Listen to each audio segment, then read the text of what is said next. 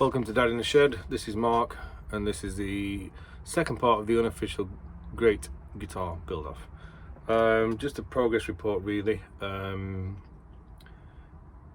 I've received quite a few bits and pieces now, pickups, bridge, tuners, no neck yet, and this quite lovely Bigsby style bridge. When I planned this out, this would have worked.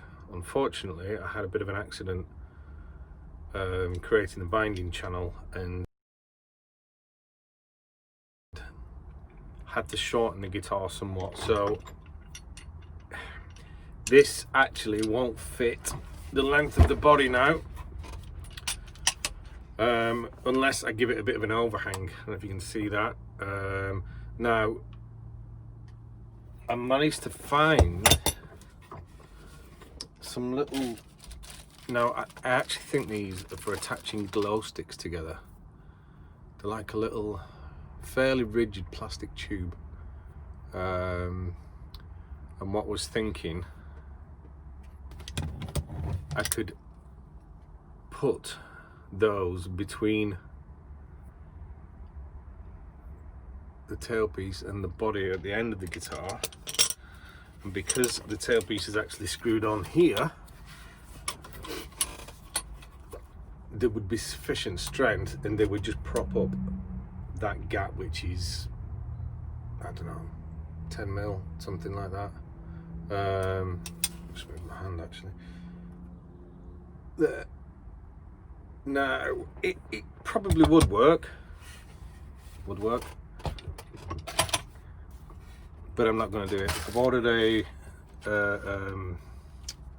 horseshoe tailpiece. They're just not as long. They don't fit, like fold over the end of the body. So that's on its way, and that's what I'm going to use instead. I made my first template today. I've got an old Les Paul kit guitar, Les Paul style kit guitar. So I literally just, I can put the video on, I think. I literally sat this piece of wood over it. I drilled a hole, fit it over it, and then routed out the actual pattern. It's not perfect, but because of the diameter of the router bits I'm using, that actually becomes a curved corner. And although it looks rough because the masking tape's still in place, it's actually quite a nice job. It's the first time I've used template like that, and I'm quite chuffed. So I'm gonna crack on and do the second pickup route. I had a rough play with parts and where the controls are going to go. There's 2 volume, 2 tone. So I'm gonna drill holes for those and plot out where it's going to go on the back. You may have just noticed that, so I couldn't get the edge right. I just couldn't.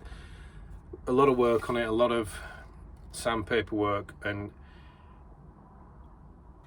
it just wasn't getting the result I wanted from it. So what I've actually done is used a wood filler and gone around the whole thing, just a very thin coat just to smooth the whole thing out.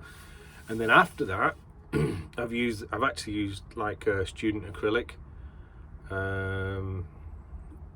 just to get, I've not sanded it back yet, that's going to be the next stage, but I've just, and the bottom I've not even touched yet, but around the sides, just to get a flat finish, an even finish. And I'm actually still thinking of keeping the back like that. Obviously I'll neaten the edges up, but I do quite like it. It's just Danish oil on the top.